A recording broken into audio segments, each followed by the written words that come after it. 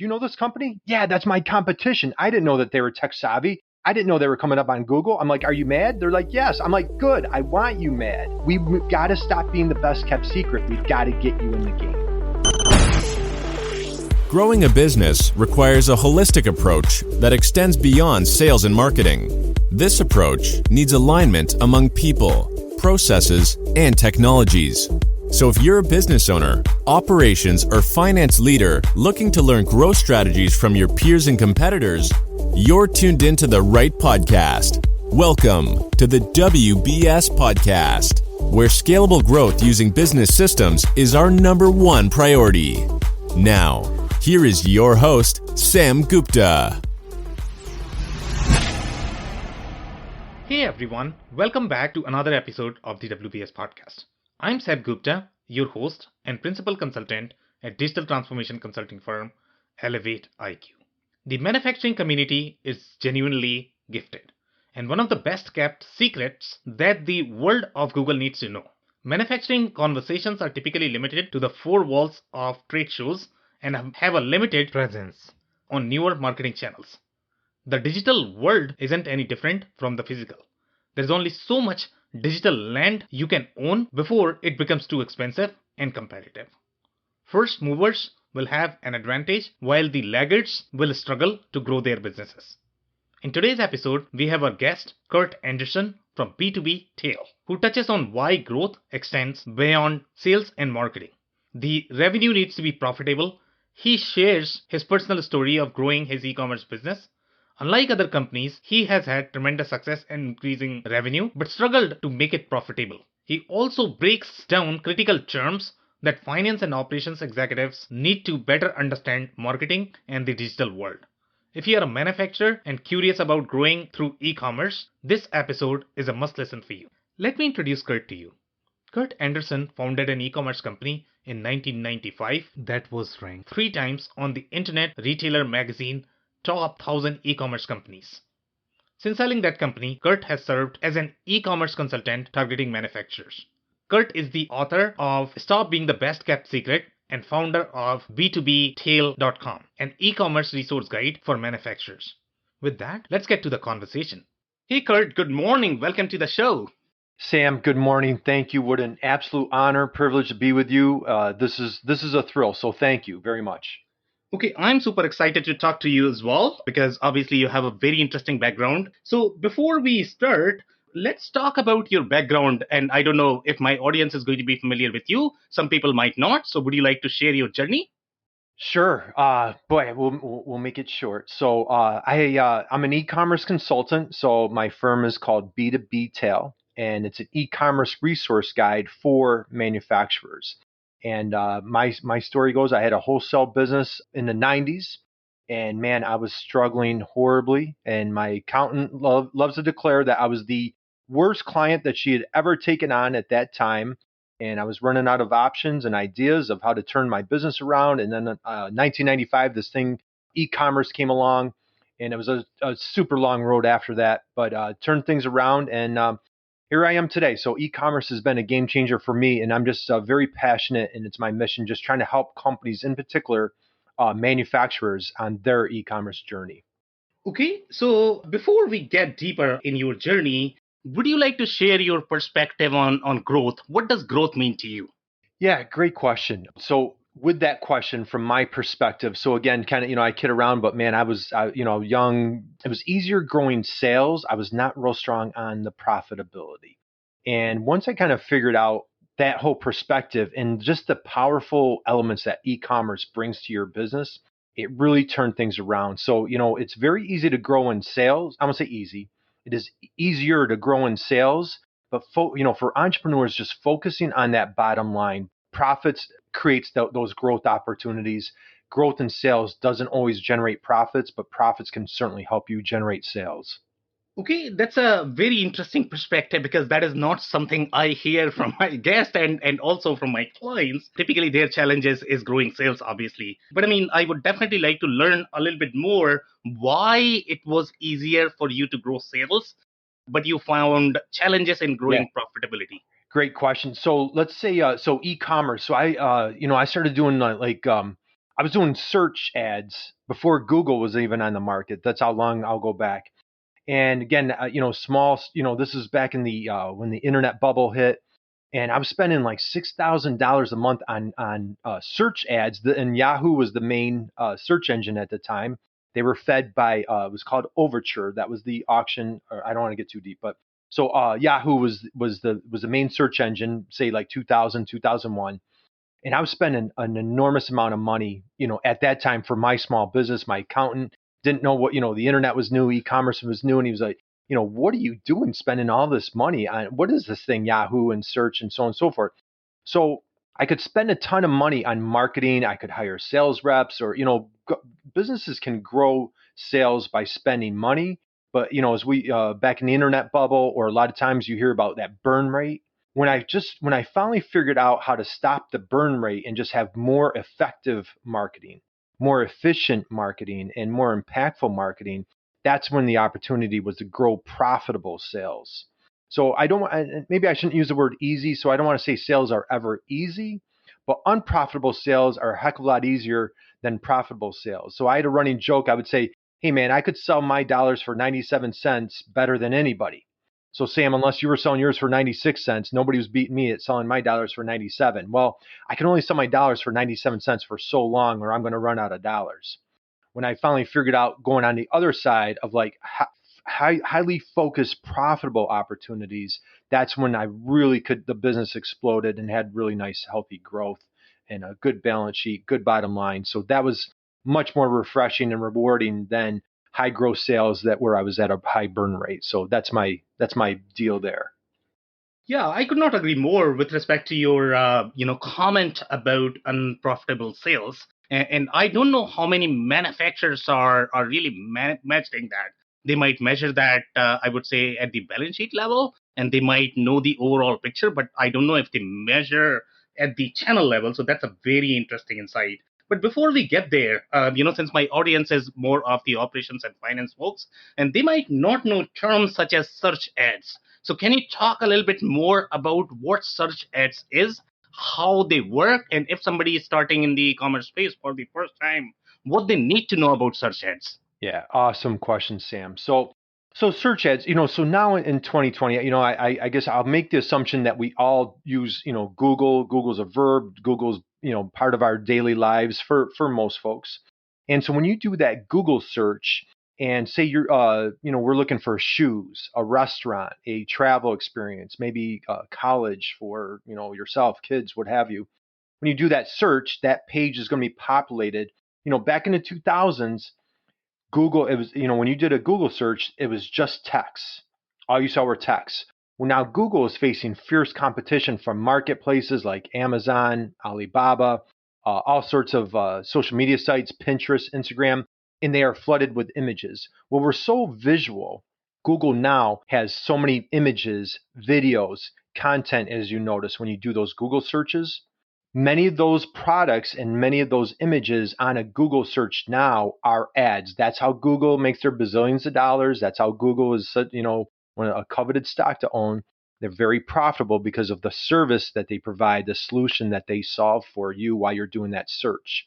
So anytime you do a search and you see the word AD, that little black, and it says ad, that's how Google makes their money. And what's happening is a company wants to be positioned to be found. So again, Sam, if you and I were selling shoes, we wanted to target shoes, very, very broad term, super expensive. Again, probably not profitable. We might go broke trying to compete with Nike or Adidas or what have you. But if you and I were selling pink running shoes with purple shoelaces, very specific, and we were targeting that keyword, an effective strategy for you and I, we would maybe post those images of our pink running shoes with purple shoelaces on Instagram or Pinterest or other social media sites and hope that Google grabs that. So now we would populate in that search. Because it's a more specific product, we might have better success with our Google advertising. And what it is, it's called a pay-per-click model. It doesn't cost you a penny to appear on those ads. The cash register brings whenever somebody clicks on that ad. So again, from now on, if this whole process is new to you, when you do a Google search, look at what's going on page and just look for ad. We'll say Google Ads. Folks are bidding to be in that position. If it doesn't say ad, that's what when you hear SEO or those organic keywords, those free words, that's organic. So just without using a visual, that's kind of my audio version snapshot of the difference for Google organic, those free position listings on Google compared to those paid listings. Was that helpful, Sam?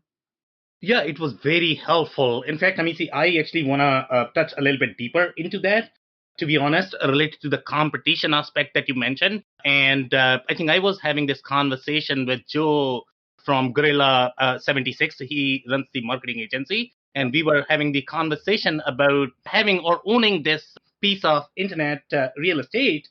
And we felt that manufacturers are so behind in terms of owning this piece of internet real estate. But you mentioned the interesting keyword here with respect to this intense competition between Amazon and Google. And in my opinion, manufacturers don't own any of that piece of pie. So tell us, what does this competition mean to manufacturers and why they should own the piece of pie there? Yeah, love it. Love this direction. I kind of geek out on this. And so I do these things called e-commerce opportunity audits with manufacturers. And this is exactly what we hit on. So if you're tipping your toe into, for a shameless plug, my book, the title of my book is Stop Being the Best Kept Secret. And the reason I called it that, and I'm sorry to incorporate the book, but every manufacturer I'd call on, like early to like 2010, 11, 12, I'm like, hey, tell me about your business. Tell me about your manufacturing operation. They're like, oh, we're the best kept secret. We're the best kept secret. We're word of mouth. We go to trade shows. Our sales reps go on the road. Well, I always felt like, man, being the best kept secret, it's not a great marketing strategy. And we would kind of kid around about it. So I heard it so often, I ended up, that was the title of the book. So the challenge that I find with so many manufacturers and you have the OEM, the original equipment manufacturer, they have a finished good, a proprietary product, who my book, and I do a ton of webinars, who my preach that the message I'm trying to deliver is to that custom manufacturer that feels left out of the e-commerce party. They like, I don't have a proprietary product. I don't have a finished good. E-commerce isn't for me. I can't go on Amazon. What do I do? So that's my diatribe to get, let's dig deep into your question. So many manufacturers do what? They bend metal, they cut steel, they 3D print, they fabricate something, they make something for somebody else, particularly those custom manufacturers. However, what they have is they have a proprietary process. And that's a sweet spot that I love to talk about with every single custom manufacturer. We need to exploit your proprietary process. You've been doing it for years, in some cases decades, sometimes for generations. And problem is you're still the best kept secret. So let's go into that search process. So if I'm like so many manufacturers, you go to their website and they'll have their capability page, which is super common, and it'll say CNC machine, fabricate metal, bend metal, cut steel, da-da-da.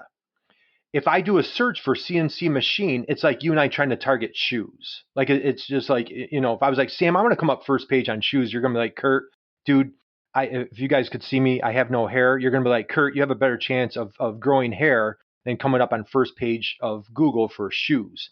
That's the exact same thing for like CNC, machining, fabricating metal, 3D printing. What we have to do, we have to talk about, who do you bend metal for? Who do you cut steel for?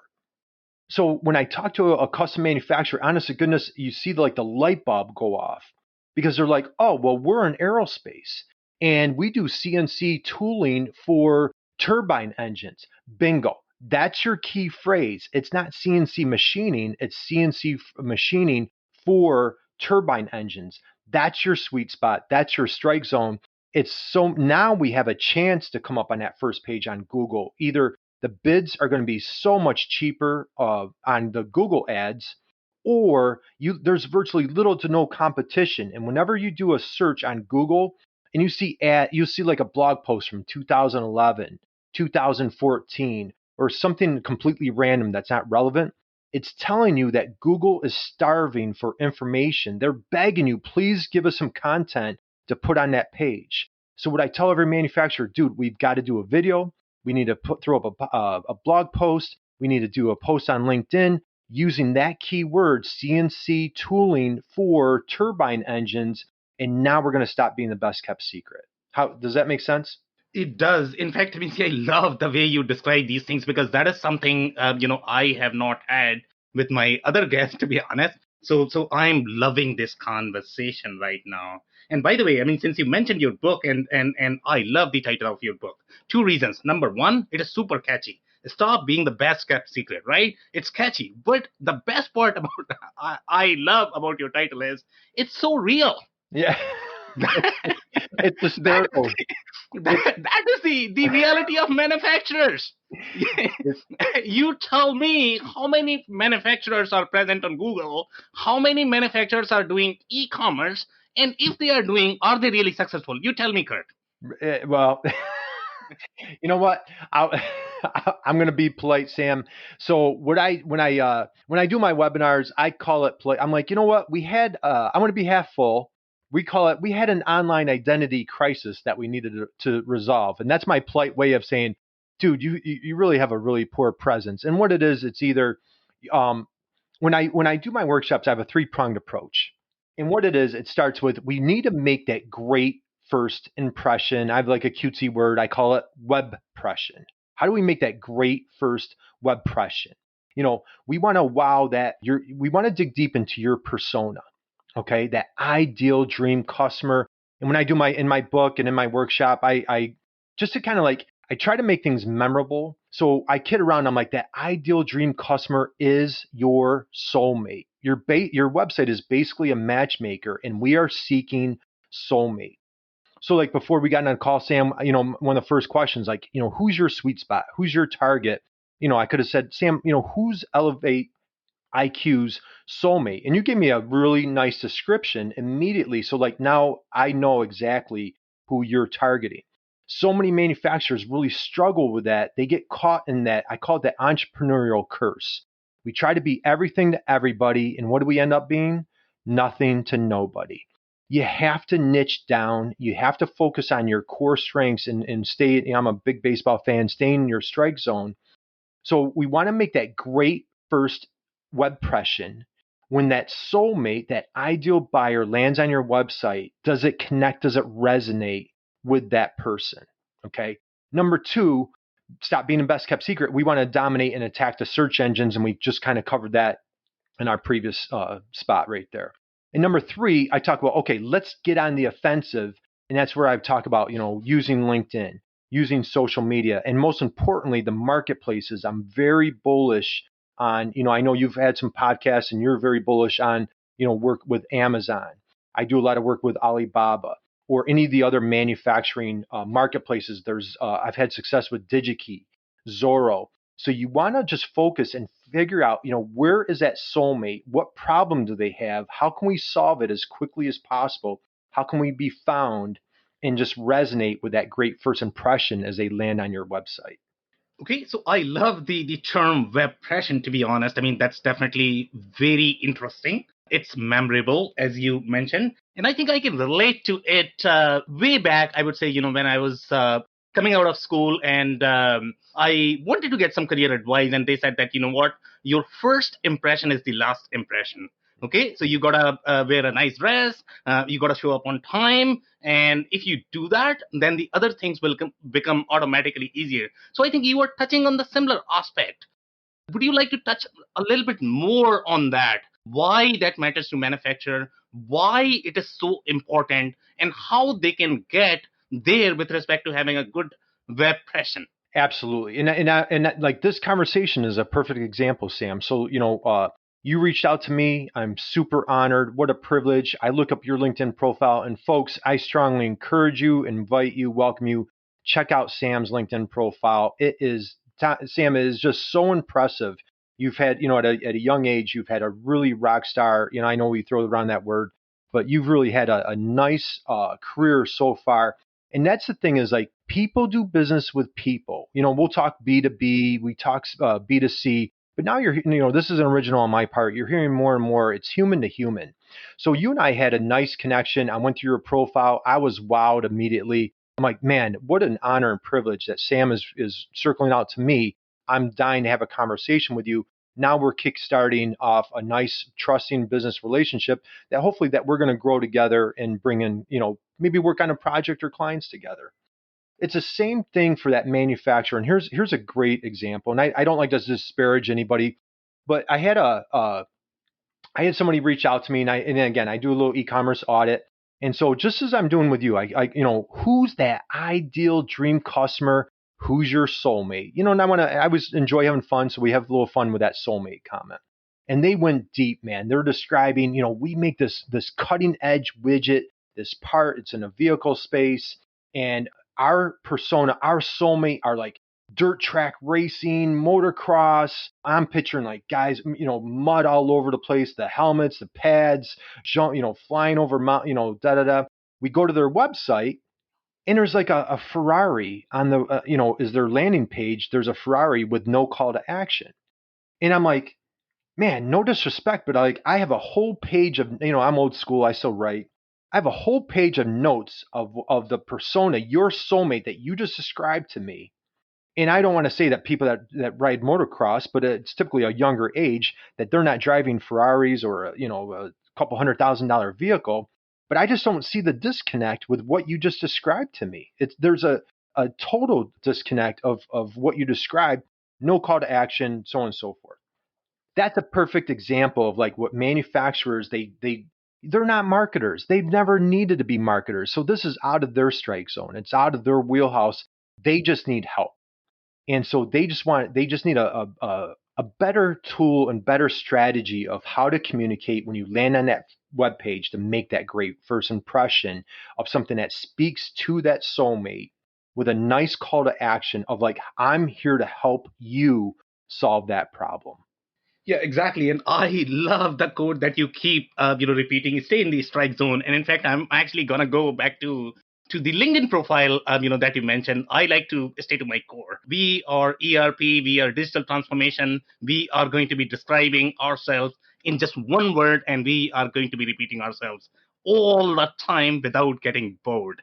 Yep. Okay. And the same thing goes with you as well. I mean, see, when you describe yourself, I'm e-commerce for manufacturers. That's who I am. That's who I'm going to help. And that's exactly what we need from the manufacturers as well. I don't know how many manufacturers can describe themselves in one word, but that one word is essential for their success on e-commerce. Would you agree with that, Curt?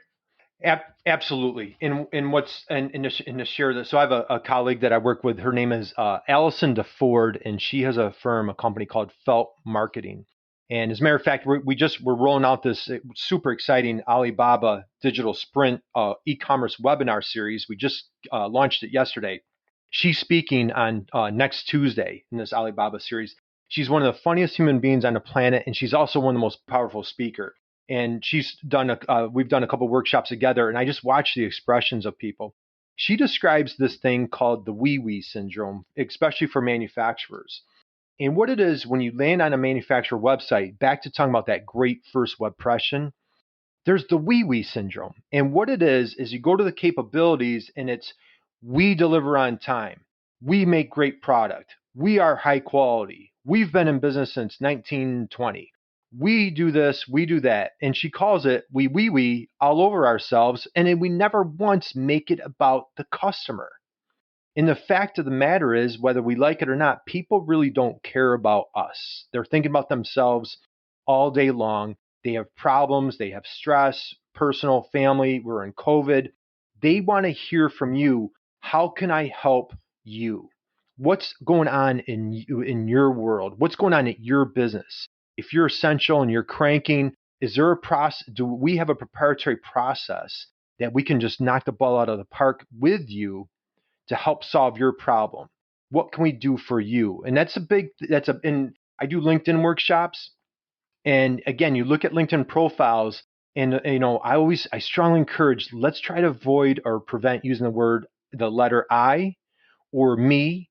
And if you're a manufacturer, let's stop the wee-wee syndrome and let's make it all about them and what value you bring. And it almost shortchanges that person's LinkedIn profile or that manufacturer website, because they've been crushing it for decades. They do amazing things. And again, It's just how do you better communicate on the website? And it's really an easy, I want to say, again, it's a potentially simple fix of just making it about the customer. Okay, amazing. So I'm loving this conversation, to be honest. I mean, the way you are describing things and the kind of insight you have, it's phenomenal. So I actually want to go back to your book again, and obviously we touched a bit. So let's say if I'm buying the book, Kurt, what are going to be my 3 learnings that I can expect from the book? 3 learnings. Great question, Sam. So again, what I do, so the book, when I do webinars, I break them down into 3 sections. So, but with that question there, I'm going to break it down one step further. So again, how do we make that great first web impression? How do we stop being the best kept secret and be found in what I call it? We want to dominate search. And when I say dominate search, where is your soulmate? Now I have a teenage daughter, so if I'm targeting her, what's interesting, her generation is not on Facebook. So if I'm trying to target, you and I are selling our pink running shoes with purple shoelaces, we're not going on Facebook to target teenage girls. We need to go somewhere else, Instagram or what have you. So when I say dominate search, you really need to laser focus. Where is your soulmate hanging out? And again, get on the offensive. But let's talk about manufacturers for 1 second on the e-commerce side, especially that custom manufacturer. Those that feel left out of that e-commerce party. And this is what I break down in the book. First, I go into all the incredible benefits of e-commerce that, again, 25 whatever years ago when I got in e-commerce, that all of a sudden people buy 24/7. I always preach, how can we help that customer make a buying decision on a Friday night at midnight without having to wait for us to open up the doors at 7 o'clock? Warren Buffett always preaches, you've got to figure out how to make money while you're sleeping. And if you always live, if your only hours, your billable hours are during, 9 to 5, we're not making money while we're sleeping. That's the power of e-commerce. What I break down in the book for manufacturers, and we'll run through this quickly, is first, like, and again, we touched on it, that strong, healthy call to action landing page, that great first web impression.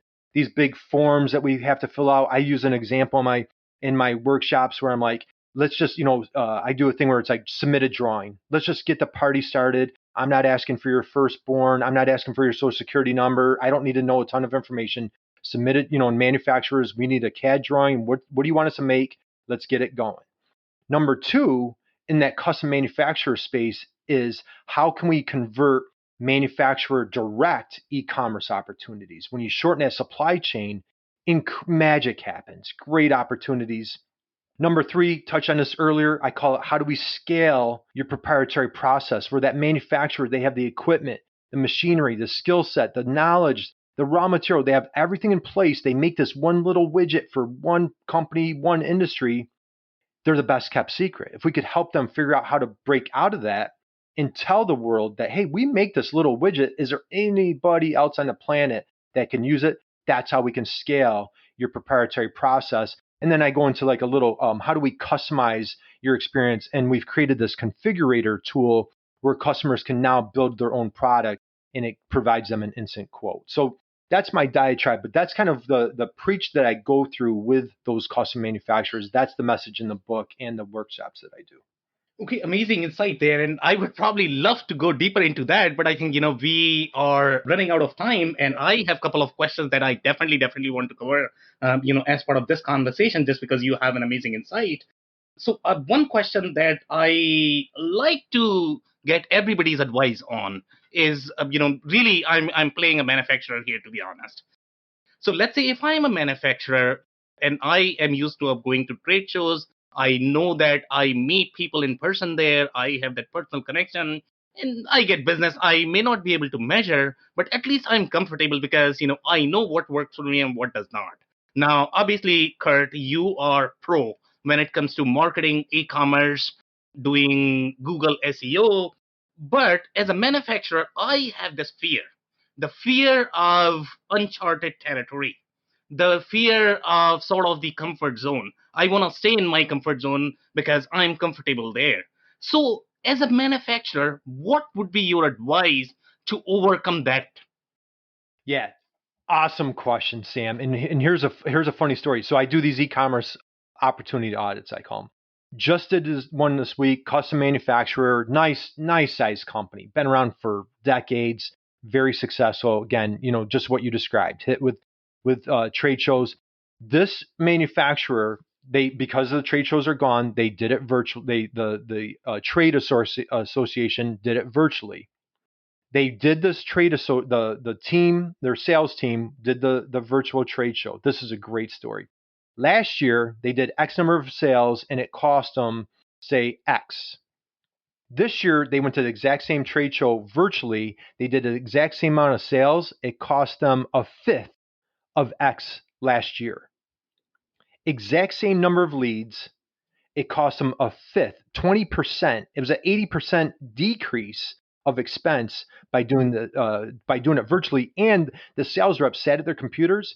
They worked all day. When people popped into their little booth, then they talked to them. Then they went back and so they were more efficient through the whole day. So here's a case where they were forced to do this. They didn't have a choice. What I do with manufacturers, a lot of times, and again, running out of time, I'll do a search, and what really lights a fire is if organically or their competition is paying for an ad. That's what triggers a fire. And I'm like, do you know this company? Yeah, that's my competition. I didn't know that they were tech savvy. I didn't know they were coming up on Google. I'm like, are you mad? They're like, yes. I'm like, good. I want you mad. We've got to stop being the best kept secret. We've got to get you in the game. Yeah, amazing. And again, I would love to go on that conversation. I think we need to meet often, Curt. Okay, I love this conversation, but I mean, we are definitely short on time here. So I would like to know if there is anything that we have not touched about your book that you would definitely like our listeners to know. I'll make this super brief. So 2015, I had a great client manufacturer, about 100 employees, and they made massive, massive weldments. A customer found them. We have no idea how, and they became my client after this story. A company from Milwaukee came to visit, took a tour of the facility, was here in New York, totally wowed. They landed a 6-figure project. When a gentleman was walking out the door, he said, I almost didn't come visit your facility because your website was so bad. If that happened in 2020 and he can't, and that buyer couldn't come to take a visit or a tour of that facility, he just went somewhere else. So in 2020, that didn't happen. Just think if you lost a 6 or 7-figure bid because you chose what you touched on, that fear of like upgrading my website, making that great first web impression, and stop being the best kept secret. They'll spend $250,000, $500,000 on a CNC machine or a new piece of machinery. They struggle and have resistance of spending a few dollars on a Google ad or a new website. So it can be very scary when you look at it from that proposition. Okay, amazing. So just in closing, Curt, I think the key message that I got from this conversation is going to be stay in the strike zone. And I think that resonates with your book's theme as well. Do you have any closing comments? Sam, first off, thanks, man. What an absolute honor, privilege. I know you and your team at Elevate IQ do amazing work. And so I am thrilled that you and I made a connection. I can't wait till you and I work together. And I just want to share with you, your audience, we offer a free webinar series every Friday at 1:30 Eastern Time. It's called Manufacturing E-Commerce Success. Next Friday, we have Brian Beck, who wrote the book, $1 Billion B2B E-Commerce. He is a rock star. We have high-level speakers every single week, totally free. We knock it down for 30 minutes. We have a great time. It's on LinkedIn Live. Folks can connect with me on LinkedIn and get information, but we'd love to, and again, just delivering that value to help the manufacturers get through COVID. Okay, Curt, so, you call everybody rock star, but in my opinion, I think you are a real rock star, and you are super humble. That's what I love about you. Well, thank you. Okay. I appreciate that. It's been super fun. I love this conversation. I thank you for your time, Curt. You have a wonderful day there. Hey, thank you so much, Sam. What a privilege. Thank you, everybody. Have a great day. I cannot thank our guests enough for coming on the show, for sharing their knowledge and journey. I always pick up stuff from our guests, and hopefully you learned something new today. If you want to know further about Curt or B2B Tail, head over to b2btail.com and register for the free weekly webinar series Manufacturing E-Commerce Success that they conduct every Friday at 1:30 ET to help the manufacturing community. Links and more information will also be available in the show notes. If anything in this podcast resonated with you and your business, you might want to check other related episodes, including interview with Chase Clymer from Electric Eye, who brings a unique perspective on D2C from the angle of e-commerce toolset and Shopify. Also, the interview with Michael Begg from AMZ Advisors, who touches on D2C from Amazon as a marketing channel standpoint. Also, don't forget to subscribe and spread the word among folks with similar backgrounds. If you have any questions or comments about the show, please review and rate us on your favorite podcasting platform or DM me on any social channels. I'll try my best to respond personally and make sure you get help. Thank you, and I hope to catch you on the next episode of the WBS Podcast. Thank you for listening to another episode of the WBS Podcast. Be sure to subscribe on your favorite podcasting platform so you never miss an episode. For more information on growth strategies for SMBs using ERP and digital transformation, check out our community at WBS.rocks. We'll see you next time.